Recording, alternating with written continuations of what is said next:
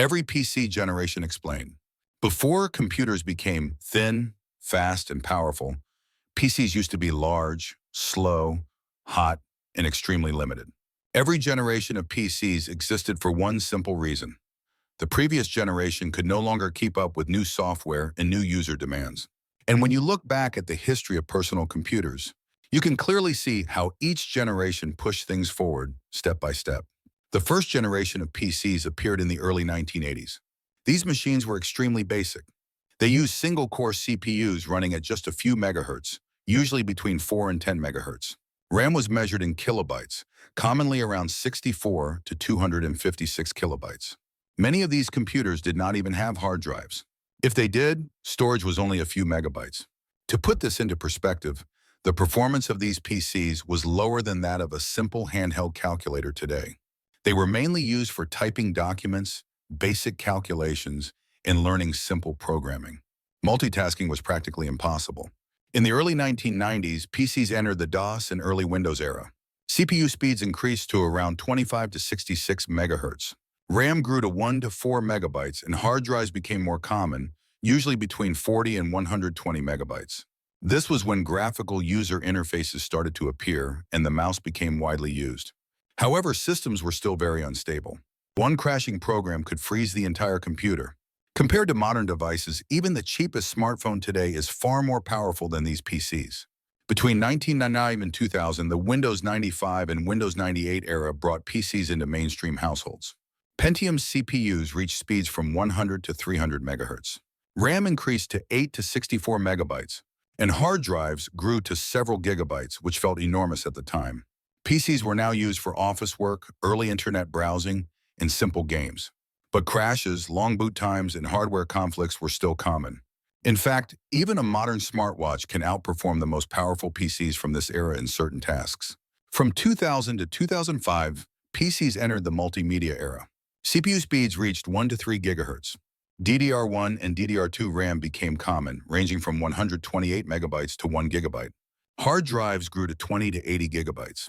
PCs could now play DVDs, handle music, and run real 3D games. However, these machines consumed a lot of power and produced a lot of heat. Poor cooling often caused systems to freeze or shut down under heavy load. Even so, their performance was still far below that of a basic modern laptop. The period between 2005 and 2010 is often considered the golden age of PCs. Dual-core CPUs running at 2 to 3 gigahertz made multitasking feel smooth for the first time. DDR2 and DDR3 RAM reached 2 to 4 gigabytes.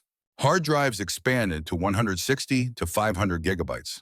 Windows XP provided stability, and laptops became more popular. PCs felt reliable and usable. Still, compared to modern machines, these systems struggle heavily with tasks like video editing or modern gaming. From 2010 to 2014, hardware continued to improve, but software created new challenges. CPUs became faster, RAM increased to 4 to 8 gigabytes, and dedicated GPUs became more common. However, Windows Vista and early versions of Windows 7 were poorly optimized, making even powerful systems feel slow. This era proved an important lesson. Good hardware means nothing without good software optimization. A modern mid-range PC today can outperform high-end machines from this period by a wide margin. Between 2014 and 2020, SSDs completely changed the PC experience. CPUs gained in more cores, DDR4 RAM became standard at 8 to 16 gigabytes. But the real upgrade was storage. SSD speeds jumped from tens of megabytes per second to hundreds and even thousands. Boot times dropped from minutes to seconds. Even old PCs felt brand new after upgrading to an SSD.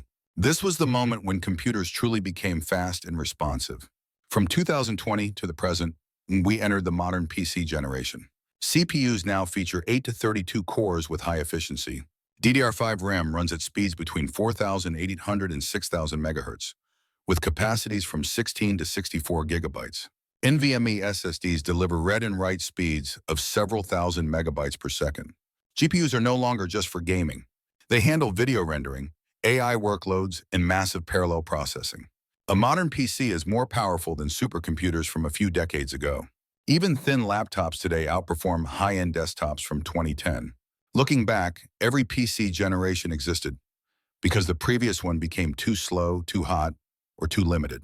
Computers did not just become faster. They became more stable, more efficient, and more accessible. Today, PCs are no longer luxury machines. They are essential tools for work, entertainment, and artificial intelligence. And the next time you use your computer, remember this. The power you have today was built over decades of evolution, starting from machines that were slower than the smallest handheld device you carry with you now.